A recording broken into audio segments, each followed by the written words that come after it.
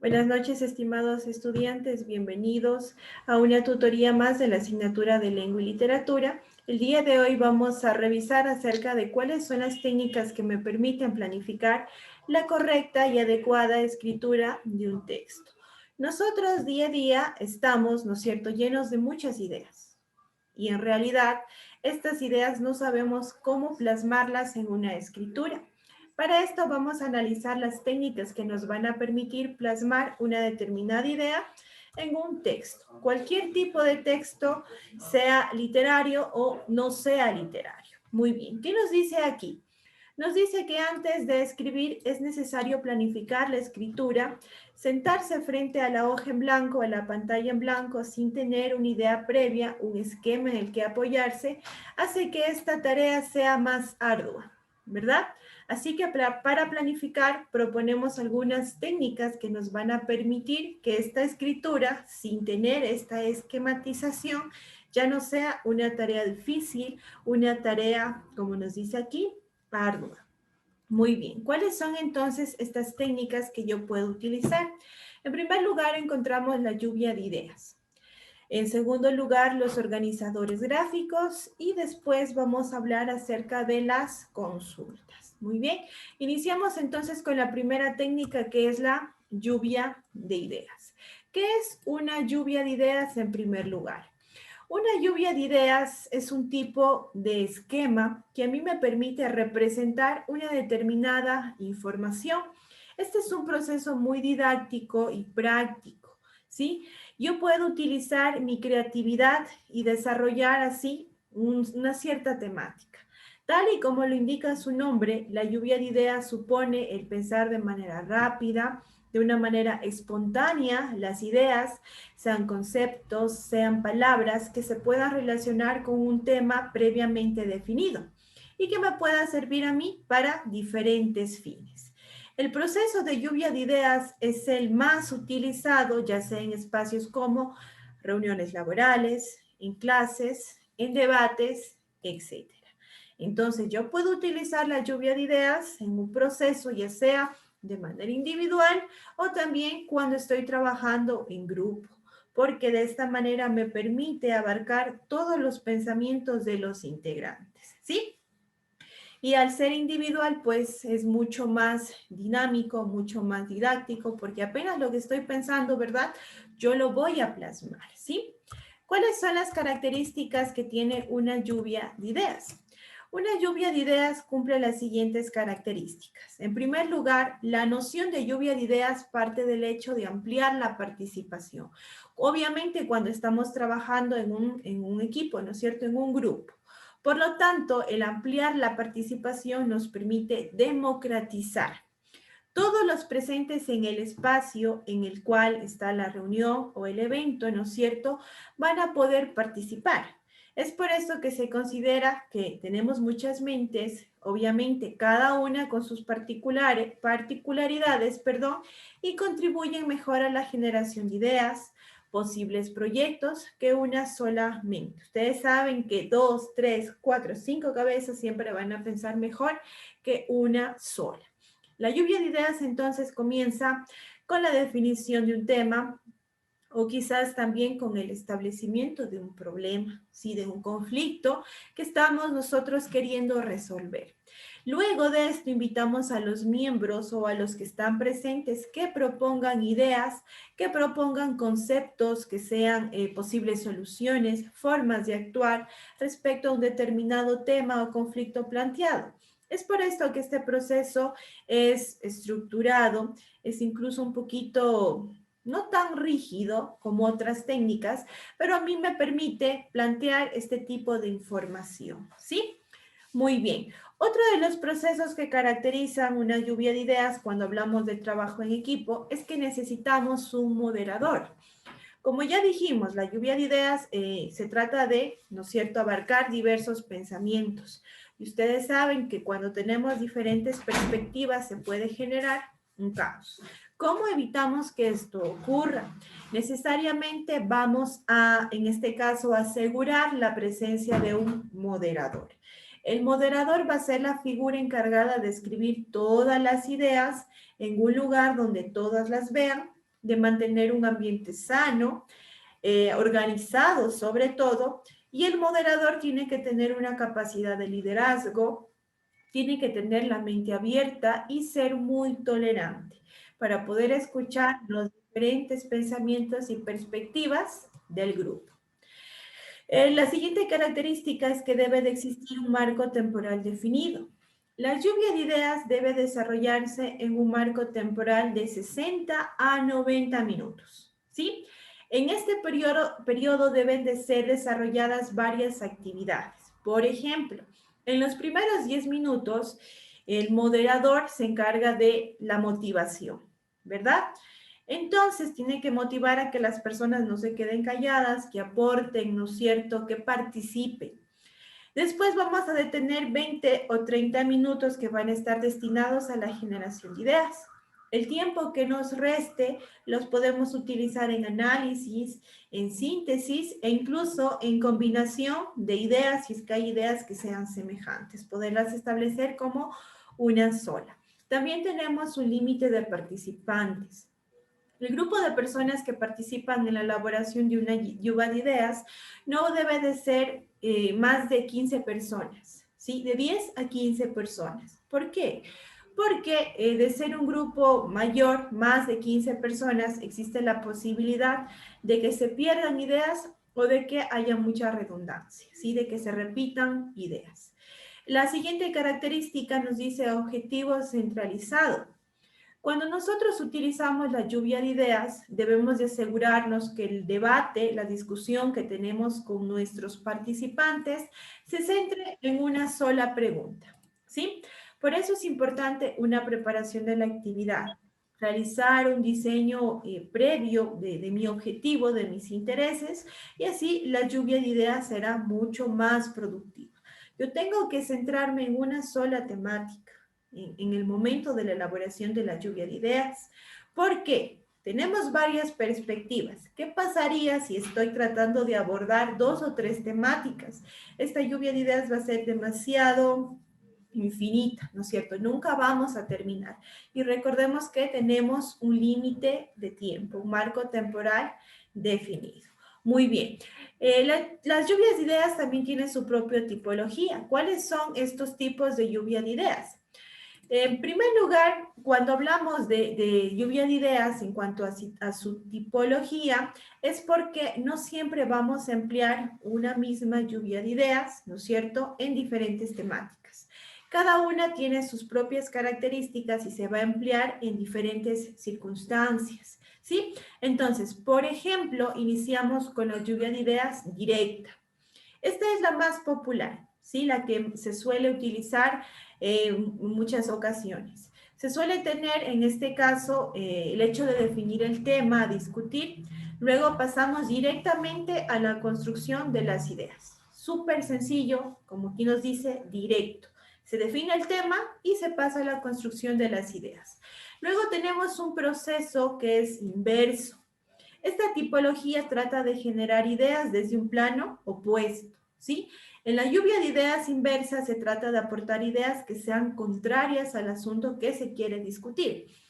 Por ejemplo, supongamos que la temática o la interrogante está orientada a definir cómo lograr que un determinado producto se venda fácilmente, en este caso, en el mercado. Estamos hablando de que necesitamos ideas contrarias. Por lo tanto, las ideas del equipo deben de generarse y estar enfocadas a aquellos elementos que harán, en este caso, del producto un fracaso de venta, ¿sí? Así yo puedo identificar factores externos, factores internos que me van, en este caso, a afectar en que mi producto sea un éxito. Tenemos también una lluvia de ideas individual. En este caso, se efectúa la lluvia de ideas de una manera independiente. Si hablamos de grupo, pues cada empleado genera sus propias ideas y al final únicamente se comparan con la de los demás. ¿Sí? Hacemos análisis y en el caso de que existan ideas similares, se las establece en una sola idea. La siguiente es el tipo estrella. La lluvia de ideas de tipo estrella, en este caso, hace que sea visible para todos. En el medio, como ustedes pueden observar, se tiene el problema que se va a discutir. En cada uno de los piquitos o de las aristas se sitúan situaciones como dónde, cuándo, quién, por qué. Todas estas situaciones tienen que ser previamente definidas, tienen que ser contestadas, ¿sí? Obviamente que yo puedo añadir más, ¿no es cierto? Si quiero sacarle más provecho a este tipo de lluvia de ideas. La siguiente es el figure storming. ¿Qué nos quiere decir este figure storming? ¿Qué es lo que hacemos con esta lluvia de ideas? Se trata de seleccionar un personaje público, ¿sí? De esos que todos conocemos nosotros, de quién, por así decirlo, uno que sea famoso, alguien que sea muy conocido por la mayoría de las personas. Luego, cada participante va a pensar cómo esta personalidad solucionaría el problema en cuestión, ¿sí? Yo voy a tratar de imaginarme, qué sé yo, si estamos hablando de un problema de alcantarillado, ¿no es cierto? Tratar de imaginarme cómo lo solucionaría la primera autoridad, en este caso, que es el alcalde, ¿sí? O si estamos hablando de un problema, qué sé yo, de racismo, ¿no es cierto? Entonces voy a pensar, qué sé yo, voy a tomarlo al expresidente Barack Obama y tratar de pensar cómo solucionaría esta personalidad este problema en cuestión. Muy bien. Entonces, estos son los tipos de lluvia de ideas que podemos abordar. Ahora vamos a hablar de una manera rápida porque esta temática ya lo habíamos tomado en primeras clases. Los organizadores gráficos, ¿sí? Otro tipo de estrategia que a mí me permite planificar un texto. En primer lugar, yo sé que un organizador gráfico me permite tres funciones: registrar, comparar y la más importante, organizar la información. De ahí su nombre, organizador gráfico. Los organizadores gráficos tienen su propia tipología, su propia clasificación. Tenemos conceptuales, jerárquicos, cíclicos y secuenciales. Dentro de los organizadores conceptuales encontramos mapas conceptuales, entre los que yo tengo que en este caso darme cuenta que un mapa conceptual, ¿no es cierto?, me va a permitir a mí representar información esquemática, ¿sí? Cuando me piden elaborar un mapa conceptual no significa que yo voy a poner o buscar en el internet una información amplia, ¿no es cierto?, y copia y pega en un cuadrito. Eso no es un mapa conceptual. Un mapa conceptual tiene, en este caso, palabritas que son claves para yo entender la información, ¿sí? De igual manera, yo tengo palabras enlaces, tengo conectores que me permiten esquematizar y realizar una estructura de proposiciones, ¿sí? Recordemos entonces que cuando se trate de elaborar un mapa conceptual, yo no voy a copiar información entera, ¿no es cierto?, y ponerla directamente en un cuadro. Esto no es un mapa conceptual. Un mapa conceptual está orientado a ser esquemático, a tomar información que yo en primera instancia determino como información clave, que me va a permitir, en este caso, identificar ideas principales, ideas secundarias, ¿sí? Muy bien, el siguiente tipo conceptual es el mapa mental. El mapa mental es mucho más visual. No nos marea tanto como un mapa conceptual. En este caso, un mapa mental es una representación gráfica. Yo aquí puedo utilizar mi creatividad y representar la información como yo quiera. Podríamos decir que un mapa mental está prácticamente relacionado con una lluvia de ideas. Pero ¿qué pasa? Que aquí en el mapa mental yo voy a cumplir una estructura, ¿sí? Como nos dice, es de manera organizada, sistemática y estructurada. La estructura, ¿no es cierto?, es que en el centro necesariamente vamos a tener en este caso el foco temático. Les voy a hacer acuerdo, recordando que este tema ya lo vimos en clases anteriores. Muy bien, entonces yo aquí pongo en el centro, ¿no es cierto?, el foco temático, ¿sí? Si yo estoy abordando una temática general, necesariamente tengo que identificar ideas principales e ideas secundarias. En este caso, las ideas principales tienen su propio nombre. Se llama idea vínculo prioritario. ¿Ok? Y cuando hablamos de ideas, en este caso secundarias, son aquellas que dependen de mi vínculo prioritario. Entonces se van a llamar ideas vínculo dependiente, ¿sí? Esta estructura es la que siempre se debe de cumplir en un mapa mental. Foco temático, idea, vínculo prioritario e ideas, vínculo dependiente. Muy bien, ahora los organizadores jerárquicos son los conocidos organigramas. Un organigrama y un mapa conceptual no son lo mismo, ¿sí? Para que no nos confundamos. A mí un organigrama me permite representar información que ya tiene una jerarquía, ¿sí? Entonces, yo represento jerarquías horizontales o verticales, pero necesariamente se incluyen un número de rangos, ¿sí? O niveles para que yo pueda establecer una determinada jerarquía. Puedo representar cómo está organizada de manera jerárquica una identidad, ¿no es cierto?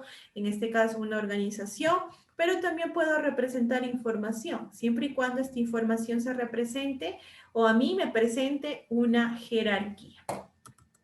El siguiente es el cíclico. Sabemos que muchos procesos son cíclicos, se repiten, no tienen un inicio y un fin marcado. Por lo tanto, ¿no es cierto?, van a estar en constante reminiscencia, en constante repetición. Por lo tanto, estos organizadores cíclicos a mí me van a permitir representar estos procesos que están repitiéndose una y otra vez. ¿Sí? Como aquí ustedes pueden observar, el ciclo de la materia. Se repite, no tiene un inicio ni un fin definido. Muy bien. La siguiente estrategia que vamos a abordar son las consultas, ¿sí? Aquí presten mucha atención ya que también está relacionado en base al proyecto de grado. Muy bien. Cuando yo tengo que consultar información, ¿dónde acudo primeramente? Ya no es como antes, ¿verdad? Ya no se acude a libros, ya no se acude a bibliotecas. ¿A dónde acudimos? Díganme ustedes. ¿A dónde acude? Ya no tenemos libros tan Al digitalizados. internet. Exactamente, Jorge. Acudimos directamente al internet. Vamos a preguntarle a Google, ¿no es cierto?, de la información que yo estoy buscando. Ahora, ¿cómo sé que esta información es real? ¿Cómo sé que esta información es verídica? Porque ustedes saben, y no sé si son bien observadores, cuando tratan de buscar una información, en cuestión de milisegundos, ¿no es cierto?, les arroja 1.000.000 y pico de resultados. Ahora ustedes determinen, ¿consideran que este 1.000.000 y pico de resultados es información real? ¿Es información que yo puedo, en este caso, tomar para plasmar en una investigación? Pues créanme, estimados estudiantes, que no. Tal vez un 20% de este 100% de información va a ser información verídica, información que yo puedo confiar, ¿sí? Y en este caso, citar adecuadamente. Muy bien. Entonces nos dice, es importante consultar información bibliográfica, fuentes confiables acerca del tema que se va a escribir. Recuerden que estamos hablando de técnicas para planificar la escritura. En este caso, como yo les preguntaba, ¿dónde accedemos? Directamente a fuentes de información, que en este caso es el Internet.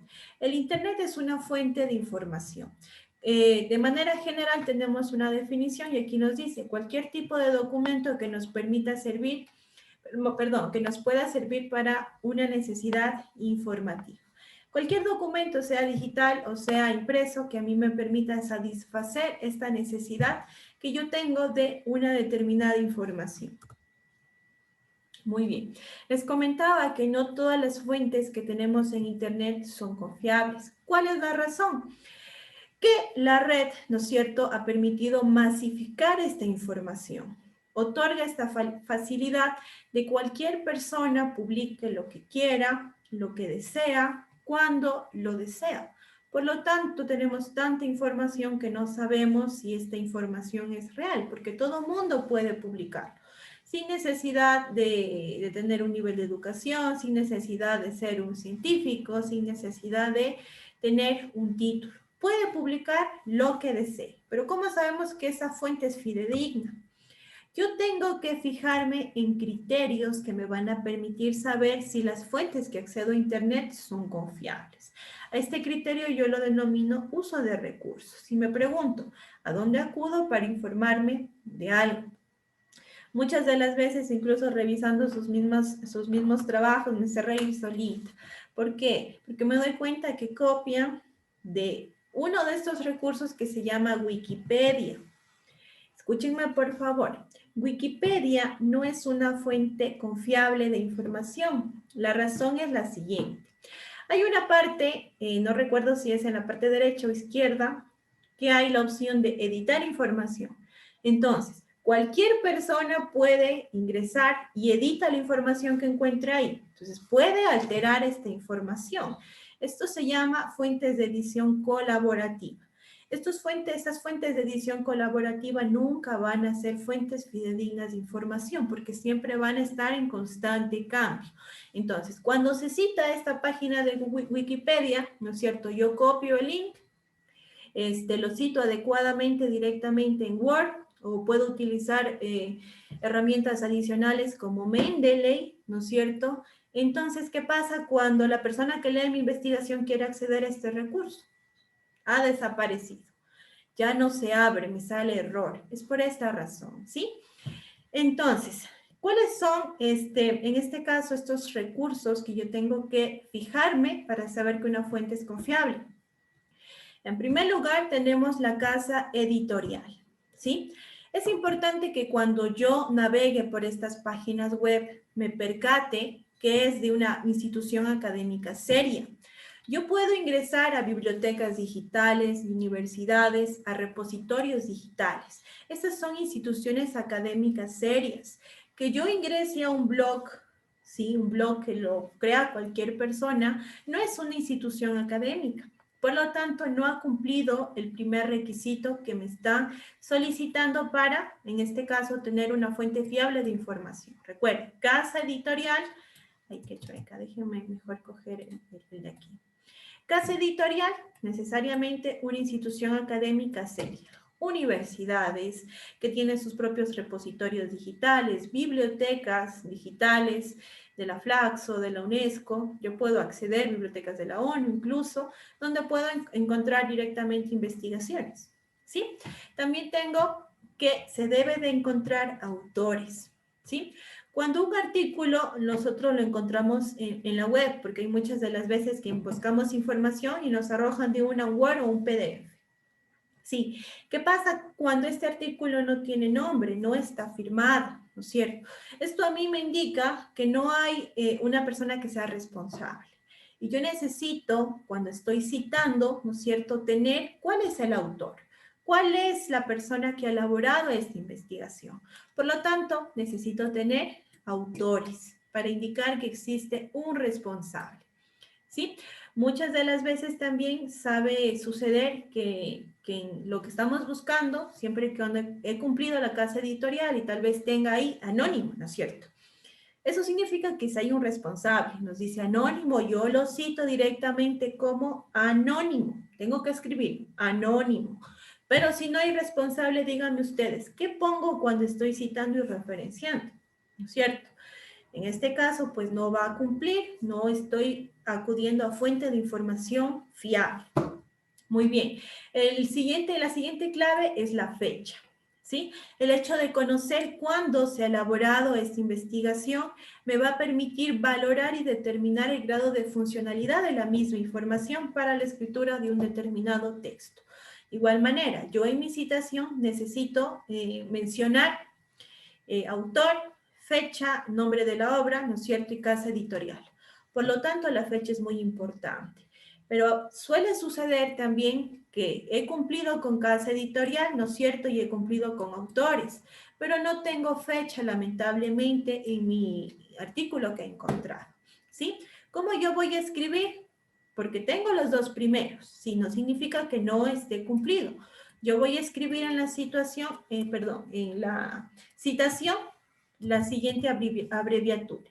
Ese punto F que significa sin fecha, ¿sí? Y he cumplido con la citación, lamentablemente no he encontrado fecha, pero tengo casa editorial y tengo autores. Por lo tanto, la fuente es fiable. Muy bien. Existen variedades en cuanto a los tipos de fuentes de información, pero vamos a hablar de las más importantes. Fuentes primarias y fuentes secundarias de información. Las fuentes primarias son aquellas que tienen información nueva, información de primera mano, ¿sí? Resultado de un trabajo intelectual, como nos dice, libros, revistas, periódicos, son información nueva y original. Mientras que las fuentes secundarias son aquellas que tienen información organizada, es decir, toman, en este caso, las fuentes primarias, las toman a las fuentes primarias y las organizan, ¿sí? En documentos como enciclopedias o como en bases de datos o como repositorios digitales o bibliotecas, ¿sí? Son reorganizadas estas informaciones. Ya, muy bien, voy a borrar esto. Muy bien. En cuanto a, como yo les decía, debemos de saber citar cómo cito yo estas páginas que encuentro en el Internet. El formato APA séptima edición me recomienda un formato para las referencias de las páginas web. Yo siempre tengo que referenciar, estimados estudiantes, porque si no referencio significa que estoy tomando información que no es mía, estoy cometiendo plagio, ¿sí? Y el plagio es un delito. Por lo tanto, yo tengo que referenciar toda información que he encontrado y que es ajena. A pesar de que parafrasee, a pesar de que reelabore nuevamente la información, no sigue siendo mía, ¿no es cierto? Sigue siendo información ajena, porque si parafraseo o la reelaboro, debe de mantener la idea central del autor. Por lo tanto, el formato es el siguiente. Voy a citar en primer lugar el apellido, ¿sí? Seguido de la inicial del nombre, del primer nombre. Luego voy a seguir con la fecha de publicación o de actualización del documento en el sitio web, el título del artículo que he encontrado o de la obra. Y aquí hay algo que les quería comentar. En el formato séptima edición, el extraído o el recuperado no es necesario, ¿sí? Directamente escribo el link. Voy a escribirles aquí. Directamente se escribe el link de donde se ha extraído. Estas palabras extraído o recuperado no es necesario. Directamente el link de la obra, ¿sí? Y nada más. Y así hemos cumplido en este caso la citación correcta y adecuada de un artículo que he encontrado en sitios web. Sí, aquí pueden ver ustedes un ejemplo. El apellido, la inicial del nombre, la fecha. Miren, por ejemplo, cómo se cita. En este caso, la fecha, primero tenemos el mes y luego tenemos el año. ¿Sí? Como les decía, si yo no tengo esta fecha, pues directamente va a ir el formato S.F. ¿Sí? Luego voy a tener el título de la obra, ¿sí? Y de dónde, ¿no es cierto?, he extraído en este caso el artículo. Tengo que escribir el link porque es, en este caso, de páginas web. Necesariamente tiene que escribirse el link. ¿Alguna pregunta tal vez hasta aquí? No, no se preocupen, vamos a tener una introducción también de estas normas APA que son un poquito por ahí confusas, pero no es nada del otro mundo, ¿sí? Muy bien, entonces si no hay preguntas voy a proceder a indicar de qué se trata el trabajo autónomo, permítanme por favor. Ya, muy bien, ya estamos en el trabajo autónomo número 8. Como pude observar, ya 10 personas ya me habían entregado, les agradezco por esta puntualidad. ¿Qué vamos a hacer en este caso? Vamos a hacer unos ejercicios para aplicar lo que se ha revisado en esta clase. El objetivo es expresar su postura u opinión sobre diferentes temas de la cotidianidad y académicos con coherencia, cohesión, mediante la selección de un vocabulario preciso y el uso de diferentes tipos de párrafos para expresar matices y producir determinados efectos en los lectores. Técnicas para planificar la escritura de un texto. Vamos a consultar entonces lo siguiente, vamos a aplicar la técnica de la consulta. Consultamos y desarrollamos un texto que explique la influencia que tienen las TIC, las tecnologías de la información y comunicación, en el desarrollo literario, ¿sí? Por lo tanto, si vamos a buscar esta información porque es consulta, les solicito por favor cumplamos este formato de normas APA. Vamos a ubicar de forma correcta el uso de fuentes y su citación. ¿Ok? Muy bien. Esto lo vamos a realizar y la siguiente actividad es que vamos a, esta información que tenemos aquí subrayada con otro colorcito, lo vamos a plasmar aquí en este organizador de espina de pescado. ¿Ya? Esta pequeña información la plasmamos aquí en este organizador de espina de pescado. Y nada más. Esta es la actividad que tenemos que realizar hasta el día domingo. ¿Preguntas tal vez hasta aquí, hasta la explicación? Sí, Dígame. ingeniera, y los que hacemos a mano, como que igual anotamos el link. Claro. Sí, Jorge. Nos toca, sí, nos toca anotar el link porque esas son las normas que se deben de cumplir. Sí, trate de tal vez buscar unos 2 fuentes de información para que no se le haga tan extenso el hecho de referenciar. ¿Ya? Porque cuando se trabaja, pues automáticamente, a ver, voy a habilitar aquí solo para indicarles, ¿ya? Cuando se trabaja automáticamente de Word, solo nosotros citamos, ¿no es cierto? Solo ponemos ahí la citación, pero no necesariamente tengo que poner las referencias, eso ya a mí me arroja automáticamente el mismo Word. Por eso les decía, hay 2 formas de citar. Utilizando el formato de Word, cabe recalcar que Word no está actualizado a normas APA séptima edición. Por lo tanto, eso también hay que comentarlo con la ingeniera Sayuri. No sé, pues, si ¿cómo haríamos? Porque no está en séptima edición, está con sexta edición. Ya les voy a indicar, a ver, ya se me habilitó, ya con esto terminamos. A ver. Ya. Me pone por favor el curso rapidito, Helen Jacqueline. A ver, cuando yo cito, ¿no es cierto?, ingreso aquí a referencias. Y esto es facilito. A ver, que me cargue. Es otra cosa. Ingeniera, disculpe, ¿cómo escribimos aquí en esa espina de pescado? Únicamente pueden insertar texto. Yo les voy a indicar también, ¿ya? Como les decía, insertar cita, ¿no es cierto? Y aquí yo agrego nueva fuente cuando se cita directamente de aquí. Y documento del sitio web, cumplo el autor, nombre del sitio web, el año, el mes, el día y la URL, ¿sí? Pongo aceptar. ¿Qué hago después de que he rellenado estos campos? Hagamos una pequeña... Digamos que el autor es Poma, al revés. El autor es Joana Poma, ¿no es cierto? Nombre del sitio web, digamos que es Colegio, así pongamos, Vivar Castro, ¿ya? El año, estamos 2021, el mes se lo agrega, estamos mayo, día 26, URL, aquí inventémonos, ¿ya? Yo pongo aceptar. Miren cómo me arroja a mí la cita. Yo me doy cuenta cuando citan, cuando en realidad les sale así. Porque si no, no es cita. Como les digo, yo no le estoy otorgando al autor esta credibilidad en cuanto a su trabajo y su investigación, ¿sí? Entonces, después cuando yo quiero citar esto, referenciar, perdón, voy a bibliografía, ¿no es cierto? ¿Y qué hago directamente? Inserto. ¿Ven? Y ya me ha arrojado directamente. No es nada del otro mundo, como les decía, pero aquí no tenemos APA séptima, sino sexta. No estamos actualizados, el Word no se ha actualizado, sigue con la sexta. Por eso hay otra forma que es Mendeley. Como ustedes pueden observar aquí, Mendeley. Pero hay que conversarlo a ver si se trabaja con este, porque ese sí está actualizado.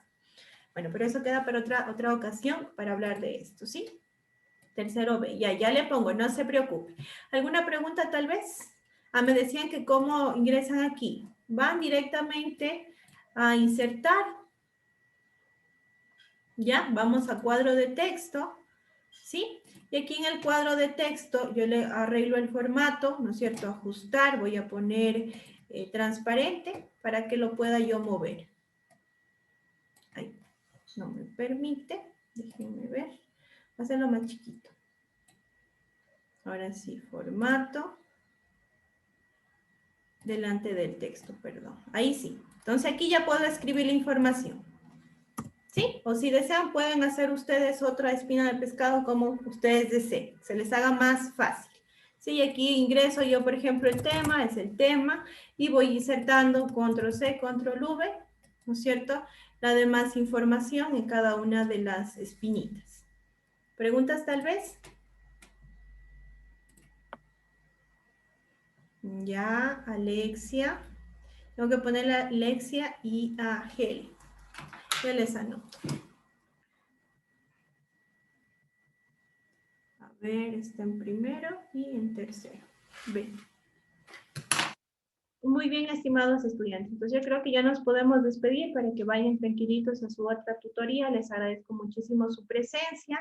Ya saben, si tienen dudas con respecto a la actividad, la explicación, pues pueden escribir directamente a Leva. Yo muy gustosa les respondo, ¿sí? Cuídense entonces muchísimo y nos vemos el día viernes. Muchas gracias.